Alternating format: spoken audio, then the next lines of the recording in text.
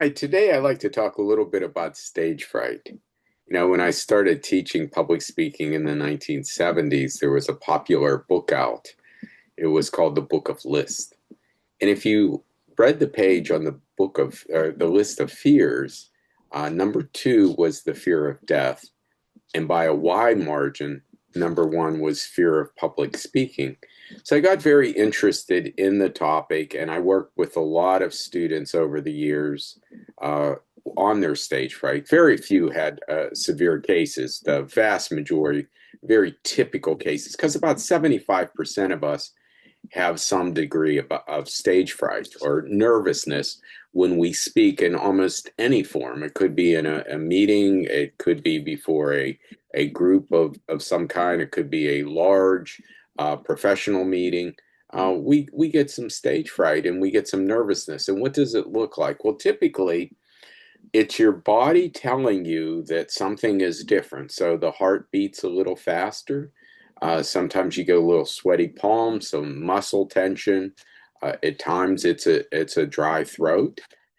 What do we need to remember about stage fright? Well, we need to remember that these symptoms are natural. It occurs, again, your body is recognizing something different and it's responding accordingly. And they only become detrimental when in your mind you say, oh my God, my palm's a little sweaty, my shoulders are a little tense, therefore I can't present. Then it could become a self-fulfilling prophecy.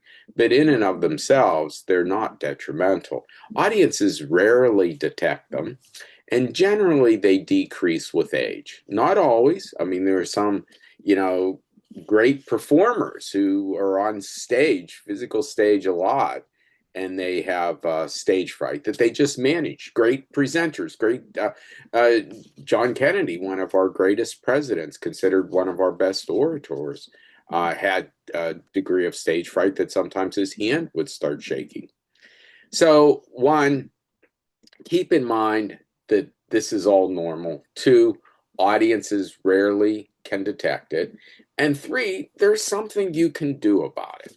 First of all, try to make sure you speak on topics you're comfortable with and you prepare accordingly. Sometimes our nervousness is just because we're asked to speak on something we're not terribly comfortable with, or we're ill prepared. In those two cases, there's bound to be some nervousness. So do your best to control topic choice where you can.